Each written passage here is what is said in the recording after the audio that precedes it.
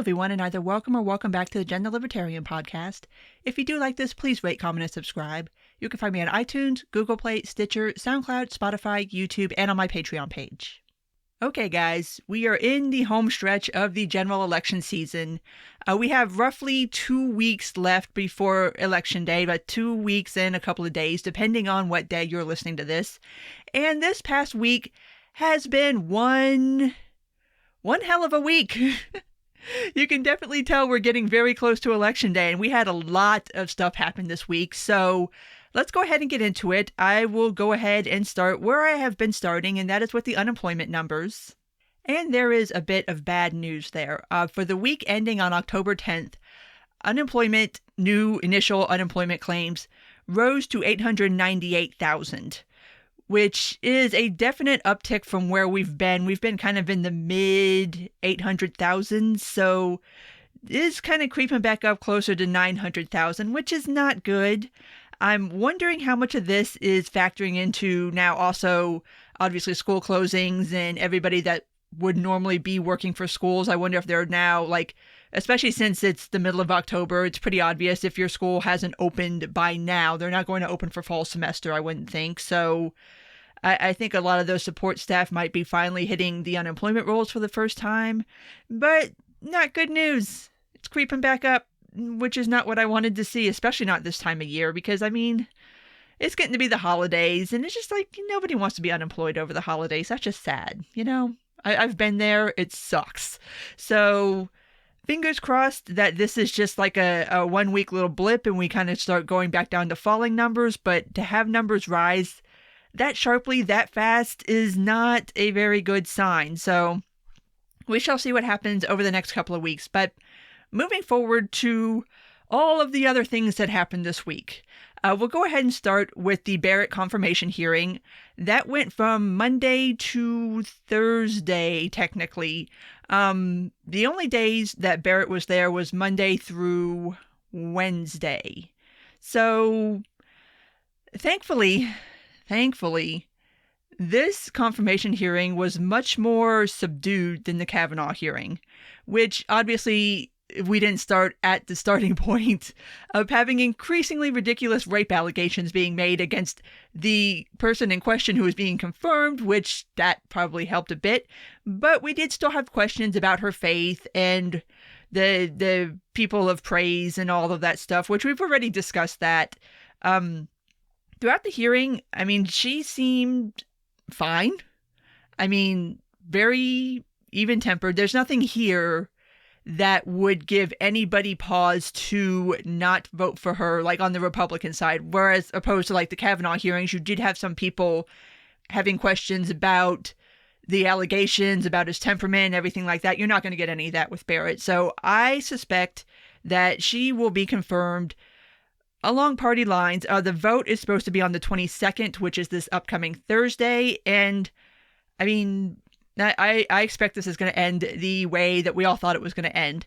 I tuned into a bit of it, especially on Tuesday, just to see, because, of course we knew going into it how this is going to end. She's going to be confirmed. So on one level, it's kind of dumb to watch. But on another level, first of all, just to make sure that nothing insane happens, because it is 2020 and who knows?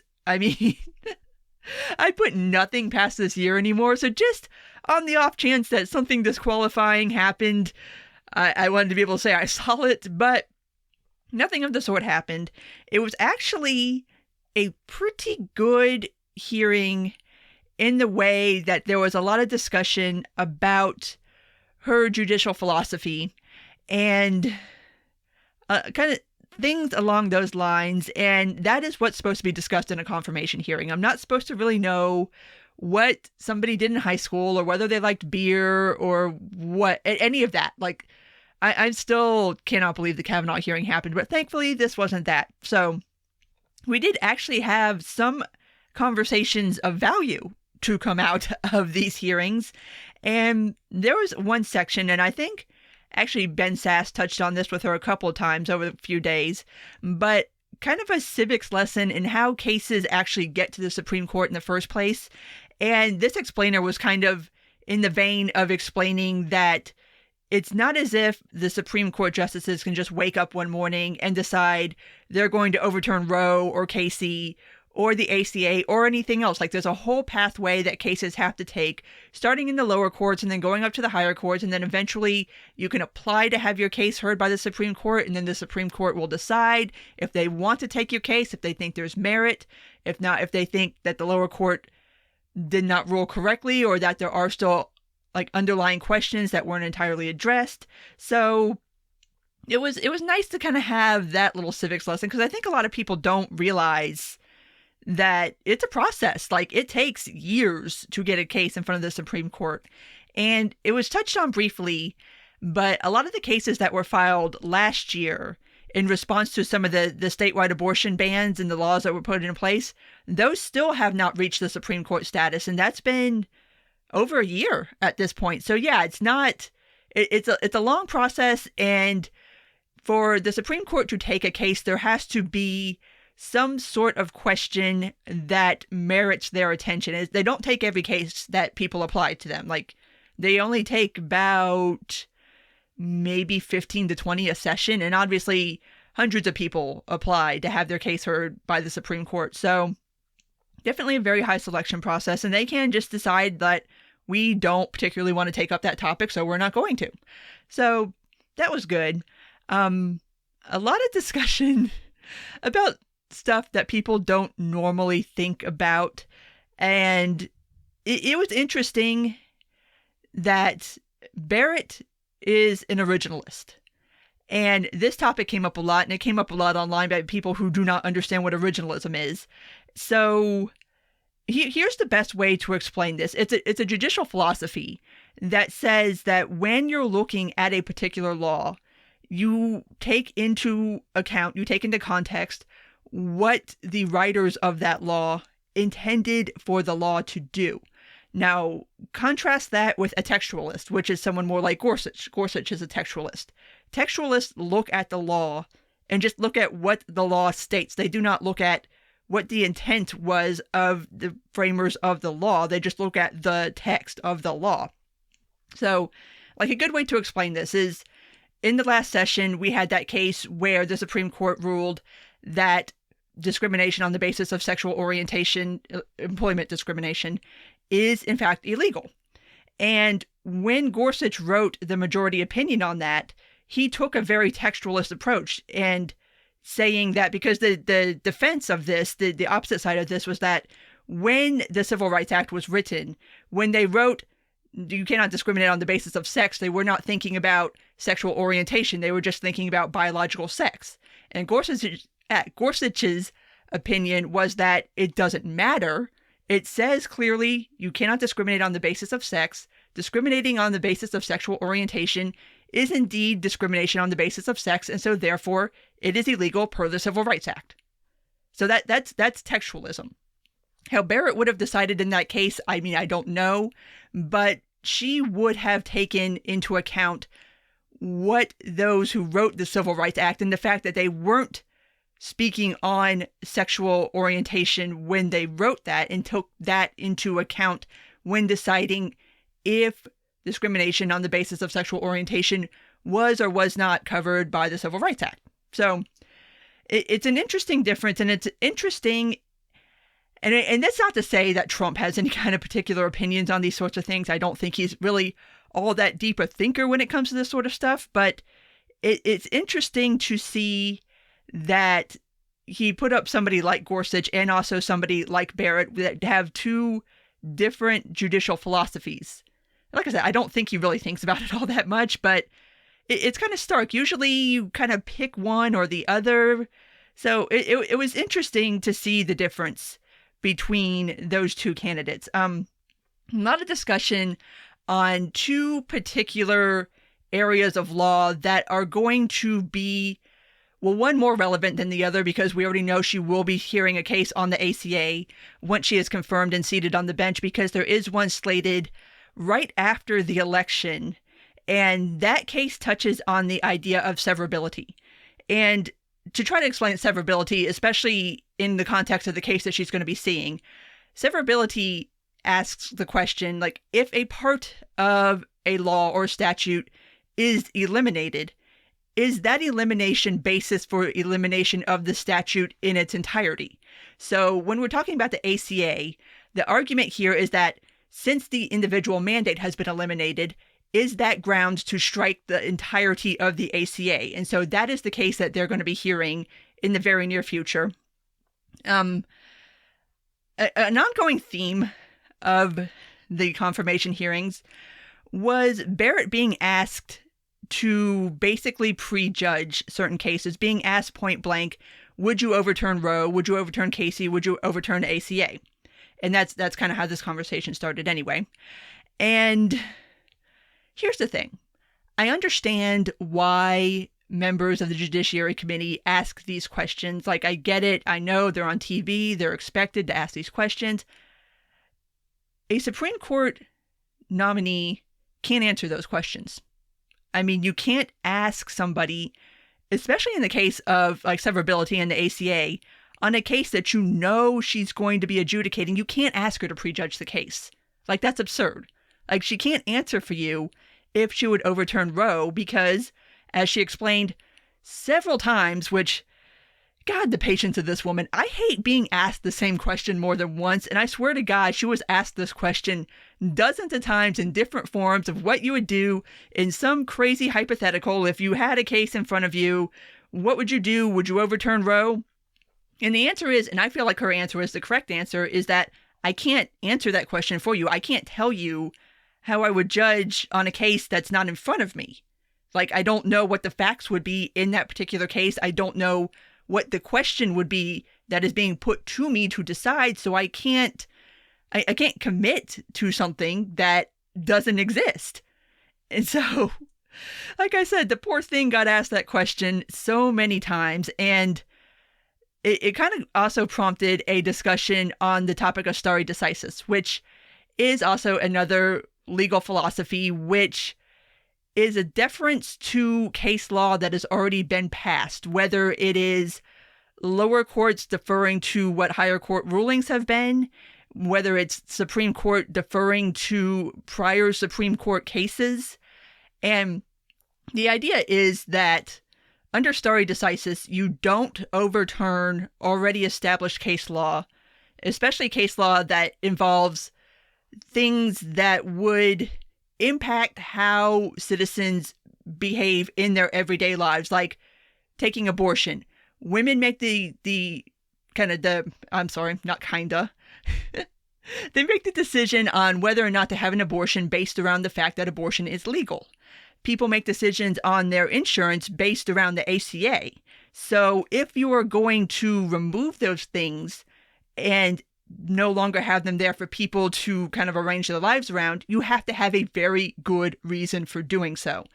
And she referred to it several times, and she seems to be someone who does believe in stare decisis, which is kind of a tell on how she might adjudicate any of those cases. But again, one never knows what a Supreme Court justice is going to do until a Supreme Court justice does it. And we go through this every time we appoint a justice. I mean, we went through it with Kavanaugh, we went through it with Gorsuch, of this kind of trying to guess how exactly a justice would rule on this, that, or the other. And really, they always surprise you. Like, there have been times when both Gorsuch and Kavanaugh have sided with the liberal side of the court. There's been times when they've decided with the conservative side of the court.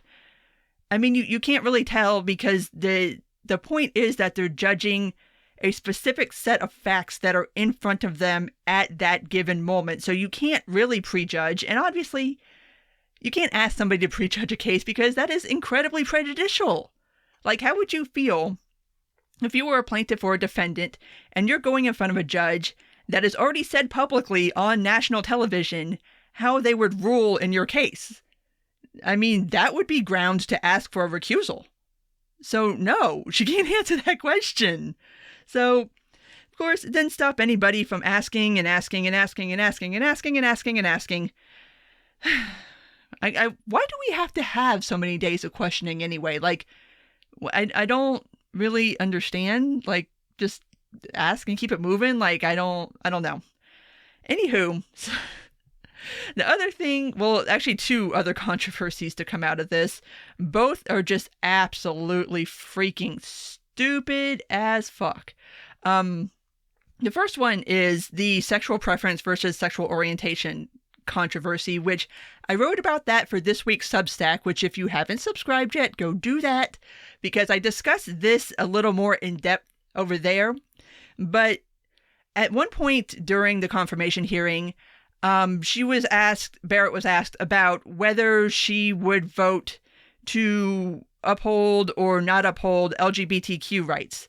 And in her answer, she used the phrase sexual preference versus sexual orientation, which is slightly outdated, but I mean, sexual preference and sexual orientation are used pretty much interchangeably without anybody really noticing, until, of course, we need to find some bad faith reason to make an argument against somebody. So a couple of people online latched onto that as somehow this is some sign that Barrett is anti-gay, because the reason that people have switched over to sexual orientation versus sexual preference is that preference indicates a choice and orientation does not.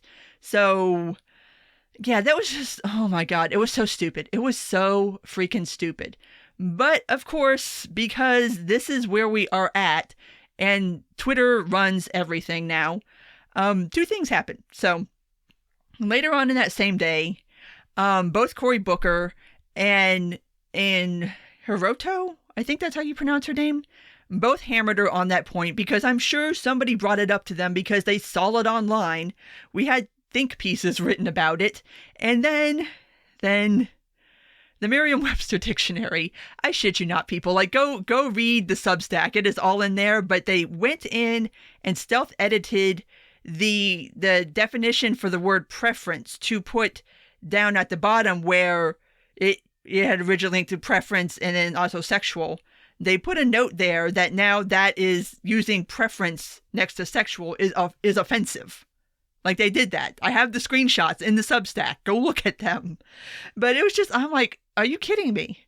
Are you fucking kidding me? Like, this stupid online controversy just caused the dictionary to, like, do an edit. Like, oh my God. Anywho, the other controversy to come out of it was that Dianne Feinstein made the just, I guess, most horrible faux pas ever of life of thanking and congratulating Lindsey Graham for running a decent confirmation hearing, which it was. I mean, it's definitely better than I thought it was going to be, so I'm a little bit relieved about that. So she thanked him, and then she gave him a hug. So now Feinstein has gone from, like, feminist icon and hero to there are people that have called for her to, like, lose her spot on the Judiciary Committee over this. There are people who have pretty much intimated that, like, she needs to be put in a home because she's mentally slipping. I'm just like, what the fuck? She just said the man ran a nice confirmation hearing and gave him a hug. I mean, they've probably been working together since, like, before my parents were born, because everybody in the Senate is freaking old. That's one thing that's always so striking when you watch these hearings. It's just like, oh my God, these people are old. Jesus. But so she's on the outs with a lot of progressives because she wasn't nasty towards Graham. Because, of course, the stance on the progressive left, and I still see this point of view too, is that this confirmation hearing should not have taken place in the first place because of Merrick Garland, of the fact that we are 2 weeks out from a general election. And so anything that is less than 1,000% nasty and vitriolic towards the proceedings themselves is just anathema. So this is why we can't have nice things. This is why we're probably never going to have bipartisanship again. Like, my God, if she can't just say, you know what, you did a good job, Lindsey. Like, all right, this wasn't a shit show. Good work. Without getting completely lambasted for it. Like, I don't know how anything else is going to get any better going forward. So anyway, like I said, the vote for the confirmation is on Thursday, the 22nd. And I'm sure this time next week, she will be Supreme Court Justice Amy Coney Barrett. So yeah, that'll be that. And then we'll have a general election. And God only knows what'll happen after that.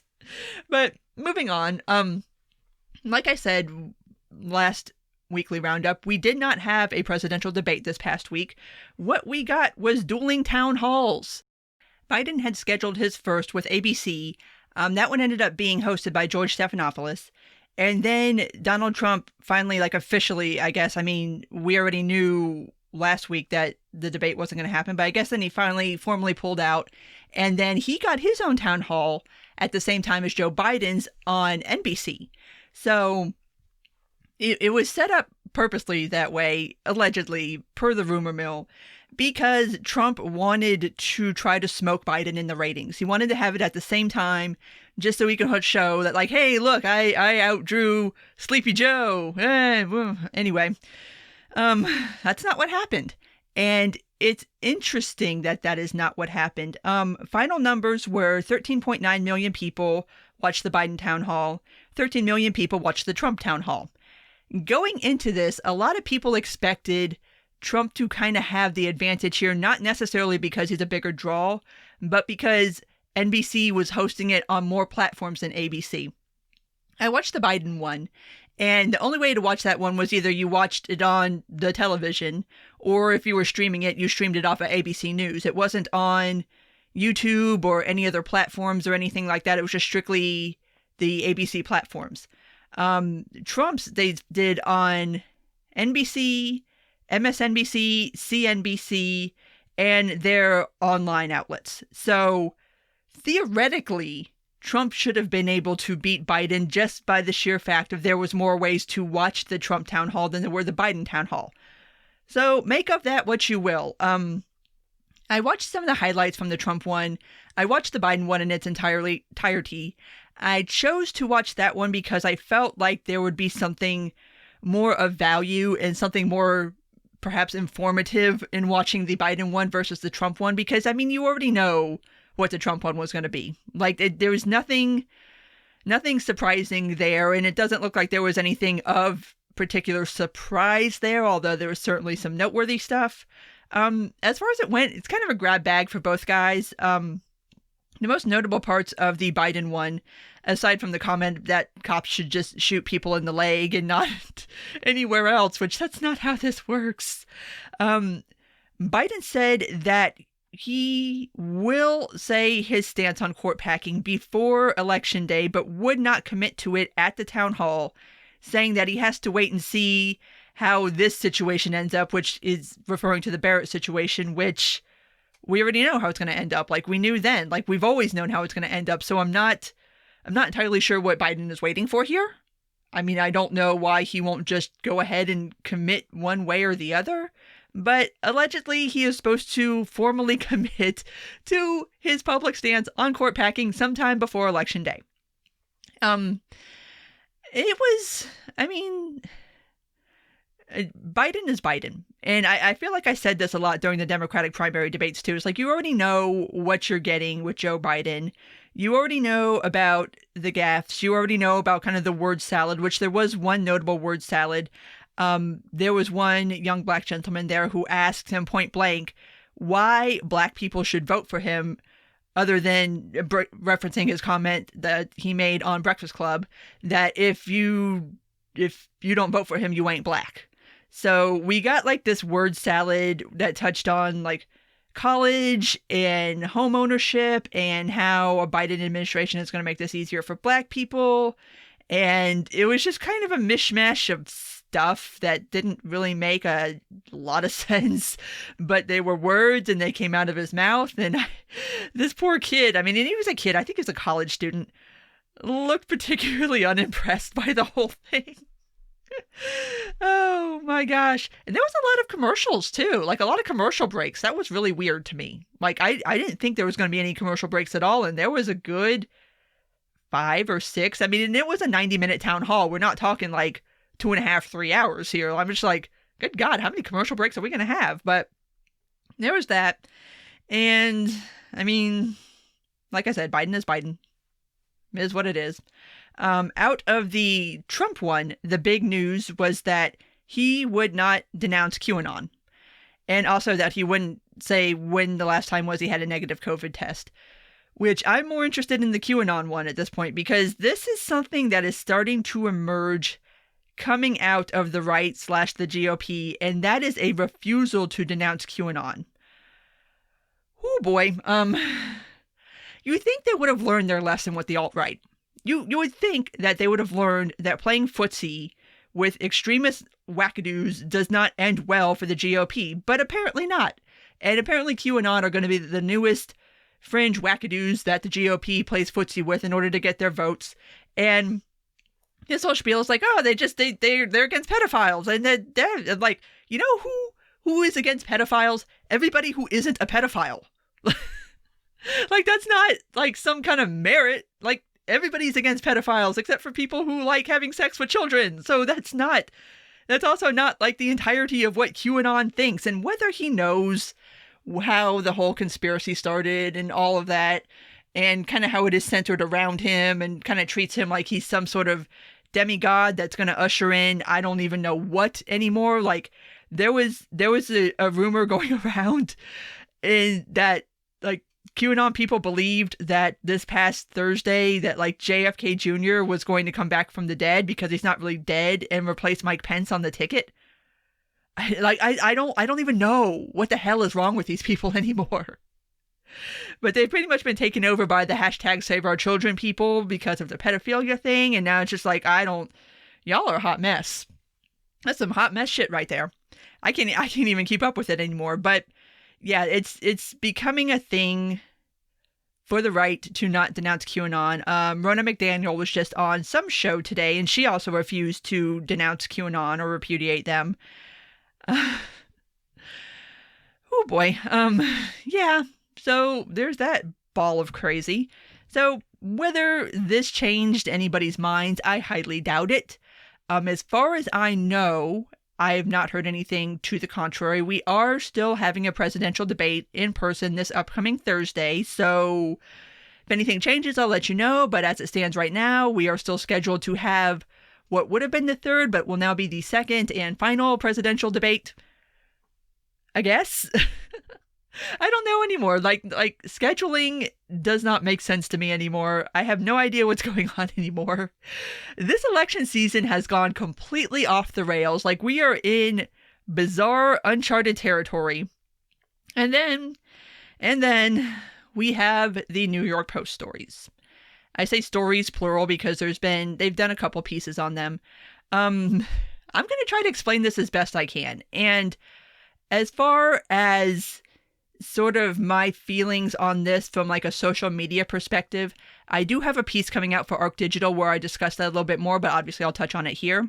But okay, I'm going to try to explain this as originally reported by the New York Post, because there have been like things added on to this story that I don't know where the hell they came from. Like, I don't know who came up with this stuff. But anyway, this story, as told by the New York Post, is that there is a computer repair shop in Delaware where somebody, because the shop owner says that he couldn't confirm that this was Hunter Biden's laptop, but that he thought it was because it had a Beau Biden Foundation sticker on it, but also that he tried to call the person that dropped it off a bunch of times. So I'm not entirely sure how you do or do not know this. Like, I don't know. So anyway, he has this laptop that he assumes belongs to Hunter Biden. And now this is where things start getting kind of sketchy. It was basically abandoned at the computer repair shop. And I am not entirely sure how the contents of the hard drive became known to the shop owner. But somehow or another, and the shop owner's story has changed a lot as to who contacted the FBI. Like, the story keeps changing, whether he contacted the FBI contacted him. Either way, the actual physical laptop is currently in the possession of the FBI and has been so since December of last year. But before handing over the laptop, the shop owner made a copy of the contents of the hard drive and passed that along to Rudy Giuliani's lawyer, who then passed it along to Rudy. Allegedly, this would have had to happen sometime before December of 2019, obviously. So, we have this very sketchy sort of backstory here in provenance and the chain of possession of this information, and that apparently Giuliani has had it since December of 2019 or earlier, and is just now bringing it up. Kind of doesn't make any sense to me either. Giuliani gave an interview to the Daily Beast where he intimates that this information was also shopped around to other Senate Republicans. I don't know. This story sounds sketchy as fuck. I'm sorry. No. This has way too many fucking holes in it for it to be real. Whether it's Russian disinformation, I don't believe that either. Here's what I think happened. Hunter Biden's iCloud got hacked. And then people got this information. They got emails. They got videos of him smoking crack and having sex with some woman. They got text messages, this is also what's making me think this is more of an iCloud hack, because technically speaking, you can sync your texts to your computer, but very few people do that because why would you? So I'm really thinking this is a hack, like an iCloud hack, and not this weird cockamamie story about a found laptop in Delaware. And then now it's like 3 laptops. I don't know where the 3 laptop story came from, but now it's just like, anybody who has money for 3 laptops is not paying to repair their laptops. They're just getting new laptops. So, anywho, the first part of this story was that in the emails, it looks like Hunter Biden was trying to set up a meeting between his father and one of the execs of Burisma. And it seems like it did happen.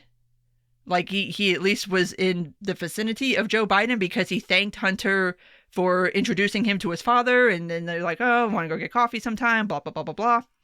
Anyway, so there's that. And then there's also in the emails and in the information presented, and honestly, why is anybody shocked by this, that it looks like Burisma hired Hunter Biden to get access to Joe Biden, which, no shit, Sherlock. Really? Is that news to you? Yes, they paid this kid $50,000 a month because he's so fucking great. Oh my God. Anyway, moving on. Let me start with the second story. Let's go a little out of chronological order. I'll start with the second New York Post story, and then we'll kind of move to Twitter and Facebook's reaction to the stories. The second story that the New York Post posts is about a text conversation between Joe and Hunter Biden. And this is the one, this is why I'm really thinking it was an iCloud hack, because they also have like pictures of a family dinner and stuff like that, like stuff that would be on your phone, not really on your laptop. You know what I'm saying? So anyway, let me go ahead and pull it up, because this is just the most heartbreaking thing. So let me go ahead and read it to you.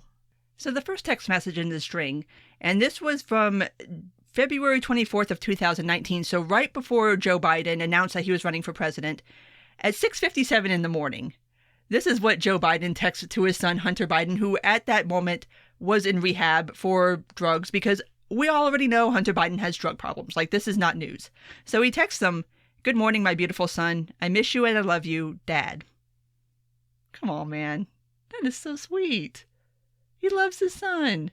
Which, I mean, like, I don't know why people seem to want this man to repudiate Hunter Biden or put distance between them. Like, that's his only living child. All of his other kids are dead. I mean, seriously, like, this is all Joe has left. Like, his first wife died. His daughter died in the car accident. Hunter Biden was actually in the car and was injured in that car accident, but obviously survived. He had Beau Biden, but he has since passed from a brain tumor. And he was, the good son, the one that went to the military and got the gold star. And he was, the A+ kid, and he dies of a brain tumor. So Hunter's all he has left. So after that text, Hunter takes this time to go on a little bit of a rant. And I'm going to paraphrase this. I mean, probably not the best time to go on this rant, but I don't know exactly how much phone access time one has in rehab. So he basically takes his time to kind of unload on Joe about the fact that around that time, people in the Biden family and people in Joe's staff were basically talking shit about Hunter to the press. And there was specifically about a piece that Maggie Haberman had put up calling Hunter Biden troubled and getting quotes from like the family and from people in Joe's inner circle, kind of intimating like, okay, if Joe doesn't run, it's going to be because of quote unquote family issues, aka Hunter, and Hunter being kind of like, you know, what the fuck? Like, why is our family and your staff like talking shit about me to the press? Like, that's fucked up. Like, you're making it sound like I'm the bad guy. Like, I'm going to be the one scapegoated if you don't run. So he's honestly, I mean, pissed about that, which is understandable. Like, you're in rehab. You're sitting here, you're trying to do what you're supposed to do. And like members of your own family are like talking about you to the press. Like, that's pretty shitty. And he makes a point that, Haley Biden, which was Beau's ex-wife and then became Hunter's girlfriend, there was one point where he said, like, she hasn't even talked to me in 17 days. And then when she did, she called me to tell me that I'm an embarrassment to our family. Like, I get why dude's pissed. So his response, well, Joe Biden's response to all that is that, I'll run, but I need you. H is wrong. H referring to Haley.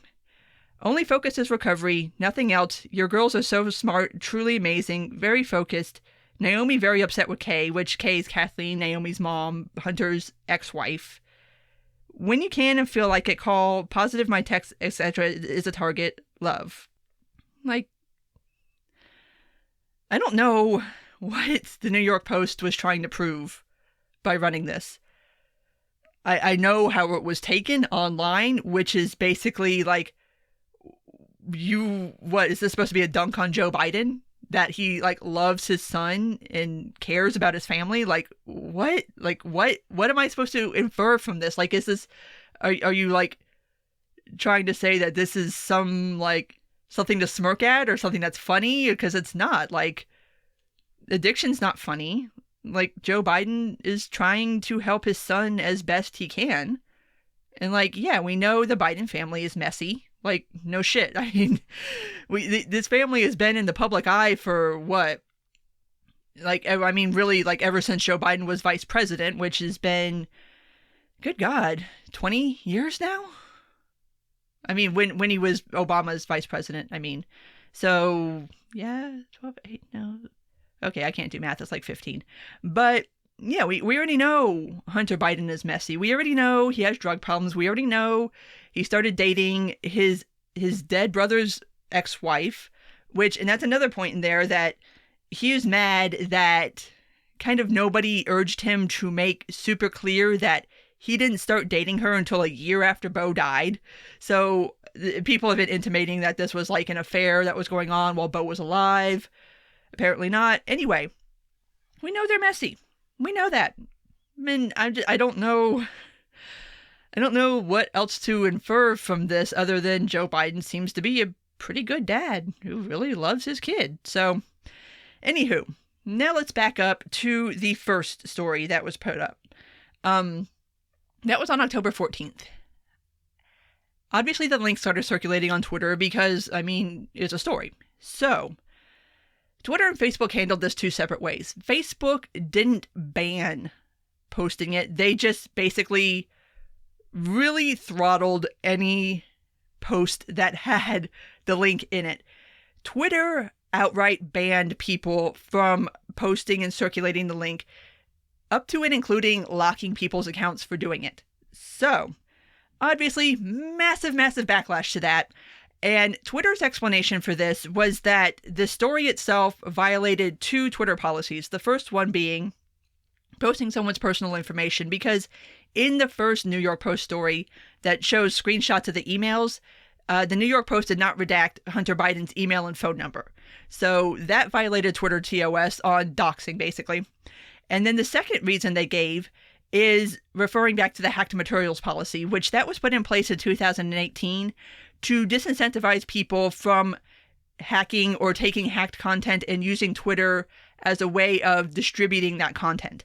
And how they viewed this as was basically, here's a story where we're not sure of the provenance of this information. It's a little sketchy. People have got a lot of questions. And this was information that was gained in a non-consensual way, and so therefore we are not going to allow it to be spread on our platform. Where to start? Let me give you the TLDR of my argument here. This is why you don't ask social media platforms to be the arbitrators of what is and is not misinformation, disinformation, verified information, true information. Stop expecting them to do that, because this is what you're going to get. I mean, I'm sure Twitter looked at this situation and said, this story is sketchy. It's a little over 2 weeks before a general election. Do we allow this to spread on our platform? If we do, are we going to be responsible for this if this is, in fact, a misinformation campaign? What's going to happen to us? Shut it down. Because that's the choice that every media platform is going to make in that particular situation. After 2016, the pressure on social media platforms to police the information that is on them has been intense. Intense. So now you're getting what you asked for. You want social media platforms to be responsible for stopping misinformation campaigns. This is what you're going to get. This is what you get. So stop asking them to do it. Please. Just read it your own damn self. And that would have been my preferred response, because if that were the case, I mean, this whole story probably would have been debunked already. But then, of course, because Twitter banned it, they became the story. People started screaming about censorship. The next day, they backtracked on it, revised the hacked materials policy to be more specific that the material that's being distributed on the platform has to be the original, like, hacked material, not like an article about hacked material. So that has now changed, which means that now all of the New York Post stories on this going forward can be circulated on Twitter. Just stop asking social media platforms to do this. Just stop. And now, of course, Josh Hawley's back on his bullshit again about how we have to have more tech hearings. I'm like, God, no, please, no more tech hearings. Kill me. No more tech hearings. I can't. Talk about seeing how old the Senate is. Oh my God. So a lot of people are still pissed at Twitter about that. And I've made this point several times on this podcast. Just because Twitter has a legal right to do something, per Section 230, per the First Amendment, Twitter can take down whatever content it wants. You cannot compel Twitter to host any content that it doesn't want to, because you can't. Congress especially cannot. So just because you can do something legally, though, doesn't mean you should. And it doesn't mean that it's a good idea to do it. This was a horrifically bad idea. Twitter did not need to step on this rake. And they did. And now people are looking at it like, okay, it's censorship. It's political censorship. You don't want this story circulating because it might hurt Joe Biden. And honestly, I don't think it's politically motivated. I think this is born of what happens when you put this pressure on social media to somehow vouch for the information that a third party posts on the platform, which is absurd. It's fucking absurd. I don't expect this of Twitter. I don't expect it of Facebook, but millions of people do. And it's just like, oh my God. And this whole thing started, not this whole situation, but this whole needing to police misinformation and disinformation started with the Cambridge Analytica story, which has been proven to be utter and complete bullshit. All because one data analytics company had to go inflate their numbers to try to make themselves look more important than they are. And now we have this right here. And we will continue to have this right here because nobody wants to hear the hard truth of this, which is that content moderation is hard. It's really hard at scale. And if the more you ask social media platforms to do it, the more chances they're going to have to fuck it up. And that's what happened here. They fucked up. And they admit it. And they changed the policy, which is the best that any of us can hope for, is that this system actually worked the way it's supposed to. They made a decision. Everybody got mad about it. They said, okay, we'll reverse it. We'll change the policy going forward. There you go. That's kind of how this is supposed to work. Not with government intervention, not with another freaking tech hearing, but people saying, hey, that decision you made, it's a shitty decision. You should fix that. And there's nothing wrong with that. You should criticize companies for making decisions that you disagree with, even though they legally have the right to make that decision. And I think there's a lot of of kind of in libertarian circles of people basically just shrugging their shoulders and being like, well, they have the legal right to do it, and that's that. I'm like, well, it's not really. It's not. You can absolutely criticize a platform for making a stupid decision, and you should. You absolutely should. And that's what happened here, and it got fixed. So there we go. Yeah, but that obviously is still ongoing. And like I said, I will have a piece up on that probably by the time you hear this, if not soon thereafter. So kind of, like I said, discussing kind of more of that social media aspect of it. So at this point, I'm going to go ahead and wrap this up. Who knows what next week will bring? Oh no, I'm scared. But I will be here to tell you all about it. So at this point, I'm going to go ahead and wrap this up. So if you did make it this far, thank you for listening. And if you do like this, please rate, comment, and subscribe. You can find me on iTunes, Google Play, Stitcher, SoundCloud, Spotify, YouTube, and on my Patreon page. Take care, and until next time.